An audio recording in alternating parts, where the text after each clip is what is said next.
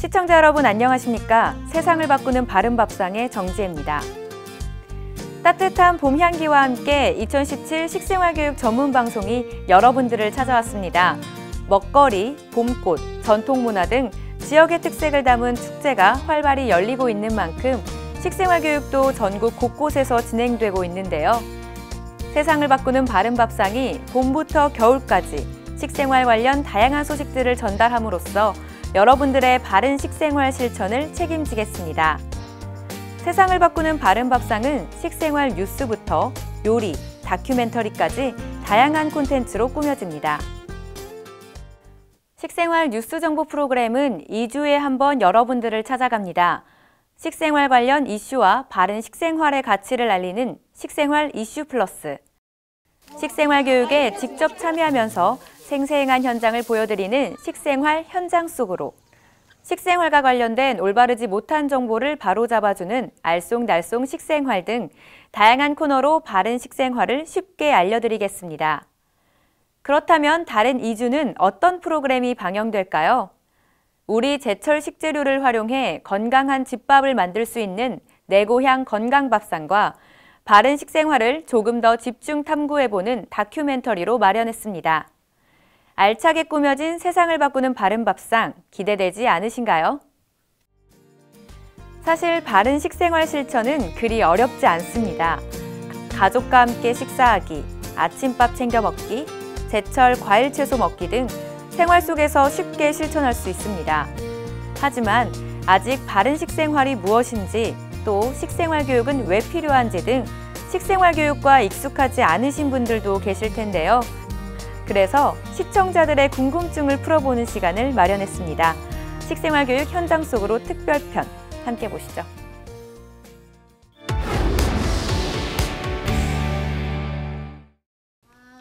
식생활은 우리가 살아가는 동안 섭취하는 음식을 둘러싼 생활로 식품을 생산해서 소비하고 먹는 것까지의 모든 과정을 포함합니다.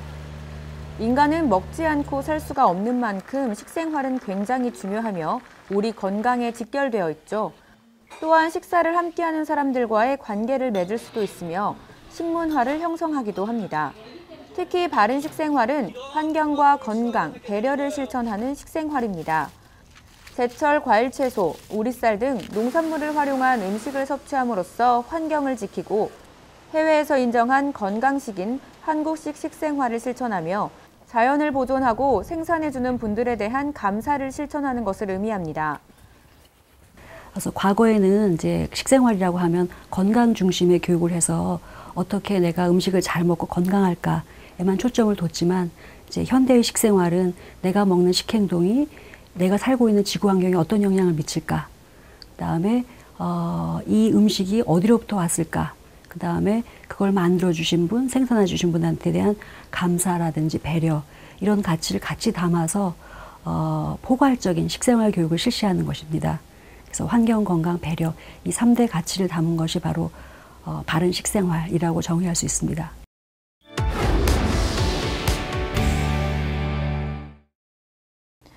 식생활은 본능적으로 형성되는 것으로 따로 교육이 필요 없다고 생각할 수 있습니다. 하지만 전통적인 식생활 패턴이 무너지면서 그에 따른 문제점들이 발생하고 있는데요. 맞벌이 가구와 1인 가구의 증가 등 가족 구성원의 변화로 가족이 다 함께 모여 식사하는 비율은 줄어들고 있습니다. 또한 밥 위주의 식단이 아닌 패스트푸드나 가공식품의 섭취가 증가하고 있는 실정인데요.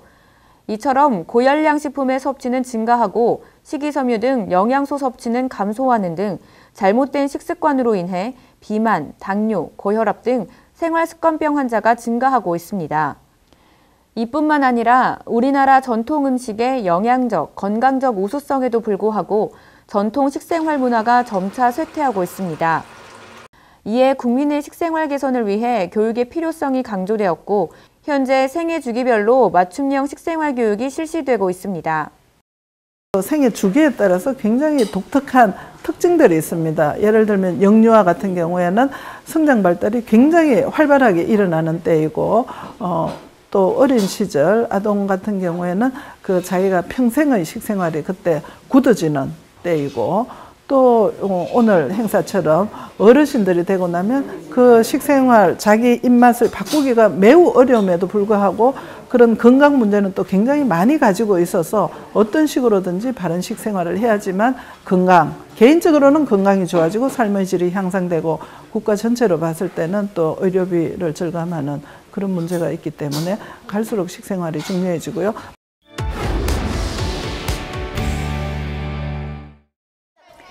현재 국가에서는 식생활 교육을 활발히 추진하기 위해 식생활 지원센터를 지정하고 있습니다. 그중 식생활교육 국민 네트워크는 경기, 인천, 강원 등 전국적으로 네트워크를 설립하고 대학교와 연구소 등 식생활 교육기관과 농촌과 연계한 우수농촌 체험공간을 운영하며 다양한 곳에서 식생활 교육을 진행하고 있습니다. 또한 찾아가는 식생활 강사단을 위촉해 언제 어디서든 수준 높은 교육을 받을 수 있는데요. 바른 식생활 교육체험관 운영으로 단순한 이론이 아니라 조리체험과 텃밭 체험을 통한 실질적인 교육도 진행하고 있습니다. 식생활 교육은 전 국민이 식생활 교육을 이행하기도 하지만은 가족 밥상, 그러니까 가정에서의 가족 밥상을 잘 차리기 위해서는 엄마가 또는 아빠가 결국 식생활 교육 강사가 돼야 되잖아요. 또는 유치원에는 원장님 또는 보육교사, 그리고 학교에 들어가면은 영양교사라든가 또 실과교사라든가 담임선생님들이 식생활 교육을 해야 되고, 심지어는 지금 직장마다 식생활 교육 전담 전문 인력을 둬야 되지 않느냐까지 지금 가고 있기 때문에, 그런 측면에서 앞으로 식생활 교육기관은 일시군 일교육기관을 두어서 그 지역마다의 특수성이나 차별성을 가지고 식생활 교육을 활발히 추진할 수 있도록 하는데, 전국적으로 확산되는 식생활 교육은 국민 건강과 삶의 질 향상에 앞장서고 있습니다.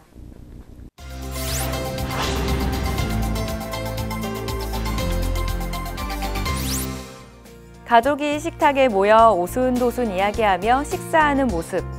하루하루 바쁘게 살아가는 현대인들에게는 쉽지 않은 모습이 되었죠. 하지만 가족과 함께하는 식사는 자녀의 어휘 능력을 향상시켜주고 예의 범절을 배울 수 있는 교육의 장이 됩니다. 또 과일 채소 위주의 식습관을 형성시키는 데도 도움이 된다고 하는데요. 건강한 식생활 형성의 첫걸음인 가족 밥상 이야기 함께 보시죠. 바쁜 일상 속 집에서 가족이 함께 시간을 맞춰 식사하는 것은 쉽지 않은 일이 되었습니다. 타지에서 기숙사 생활을 하느라 가족들이랑 식사는 거의 한 달에 한 번 정도밖에 못합니다. 도서실에서 새벽 2시까지 공부를 하고 운동을 좀 하다 보니까 편의점에서 혼자 라면이랑 삼각김밥을 많이 먹어요. 실제로 가족이 함께 저녁 식사를 하는 비율은 2005년 76.1%에서 2015년 64.1%로 매년 감소하면서 국민 3명 중 1명은 가족과 저녁 식사를 하지 못하는데요. 하지만 가족의 대화가 이루어지는 밥상에서 올바른 교육은 시작됩니다.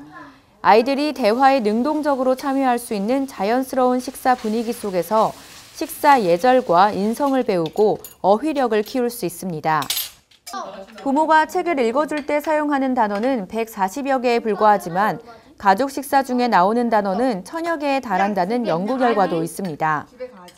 인지적 능력뿐만 아니라 가족 밥상은 아이들의 건강한 성장을 도모할 수도 있습니다. 그래서 혼자서 아이가 먹으면은 자기가 원하는 대로만 그 편식의 경향이 나타나는데요. 되게 여러 사람하고 같이 음식을 하게 되면 여러 가지 음식을 아무래도 차리게 되죠. 그걸 통해서 그 아이들이 다양한 음식을 접하고 또 서로 그 같이 밥을 먹으면서 얘기를 나누고 이러면서 여러 가지 식품을 골고루 섭취하게 되는 그런 경향을 보인다고 할 수 있습니다. 미국 미네소타 대학의 공중보건학교는 가족 식사의 빈도가 높을수록 과일, 채소, 비타민, 칼슘 등과 같은 필수적인 영양소의 섭취가 많은 반면 튀긴 음식이나 청량음료 섭취는 낮다고 발표했습니다. 우리나라의 부모와 아이가 하루에 함께하는 시간은 48분으로 OECD 평균의 3분의 1 수준인 현실에서 가족 밥상의 중요성은 점점 더 커지는데요. 하지만 직장인의 잦은 야근, 입시 경쟁 체제 등의 사회적 분위기는 가족 밥상을 어렵게 하고 있습니다. 저는 가급적이면 가족이 다 같이 모여서 좀 식사하기를 원하거든요. 근데 이제 그렇게 다 맞추기 위해서는 좀 안타까운 점이 아빠들이 좀 퇴근 시간이 좀 빨라져야 가족 밥상이 실현될 수 있잖아요. 그래서 남편을 기다리다가 아이들 밥을 좀 늦게 먹이는 상황들이 또 생겨서. 현재 정부가 지정한 매주 수요일 가족 밥상의 날이 정부기관, 주요 기업뿐만 아니라 전국적으로 퍼질 수 있도록 사회적인 노력이 필요해 보입니다.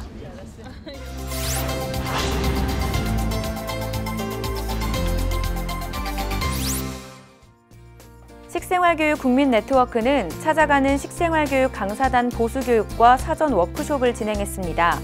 작년 6월에 위촉된 136명을 대상으로 식품 소비자 이슈, 조리교육 등 다양한 교육을 통해 전문 강사단의 역량 강화를 도모했습니다. 식생활교육 국민네트워크와 휴롬에서 자연체험, 가족여행 다같이 냠냠에 참가자를 모집합니다. 여주 오감 도토리마을과 용인 청계목장에서 10월 21일까지 총 10회 진행됩니다. 다같이 냠냠 페이스북에서 참가 신청하실 수 있습니다.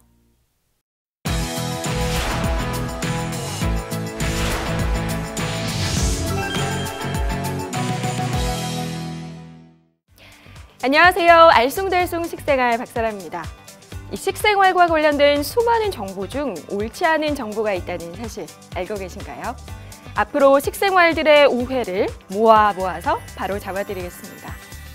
오늘 바로 잡을 식생활 정보는 바로 따뜻하게 불어오는 봄바람과 함께 찾아온 불청객이죠.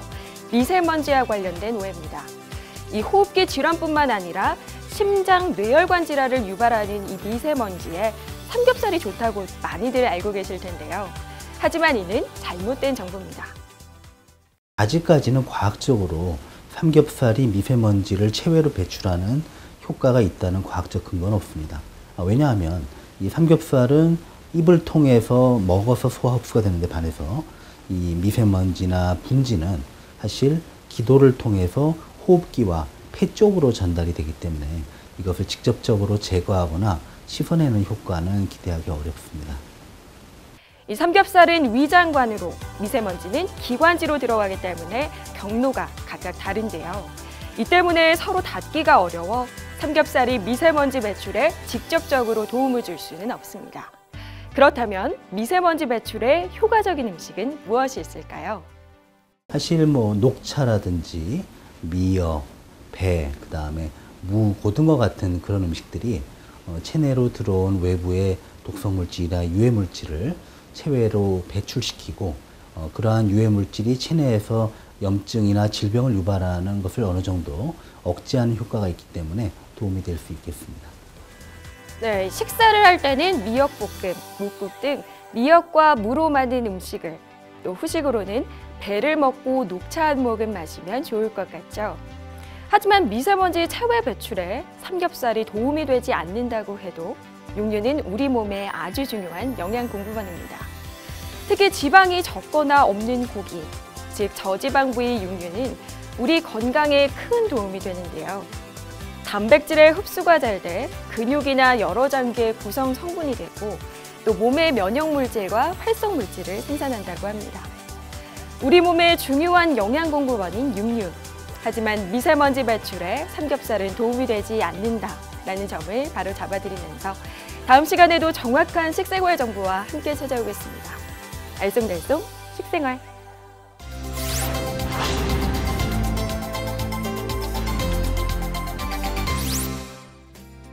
최근 숙성 마늘이 봄철 환절기에 찾아오는 피곤함을 개선한다는 연구 결과가 발표됐는데요. 특히 숙성 마늘은 마늘 특유의 향과 아린 맛이 줄어들어 소비자들이 더 쉽게 먹을 수 있다고 합니다. 마늘을 활용한 식품들이 개발되면 소비자와 농가 모두에게 도움이 될 것으로 보이죠. 세상을 바꾸는 바른 밥상은 앞으로도 다양한 식생활 정보들로 여러분들을 찾아뵙겠습니다. 시청해주신 여러분 고맙습니다.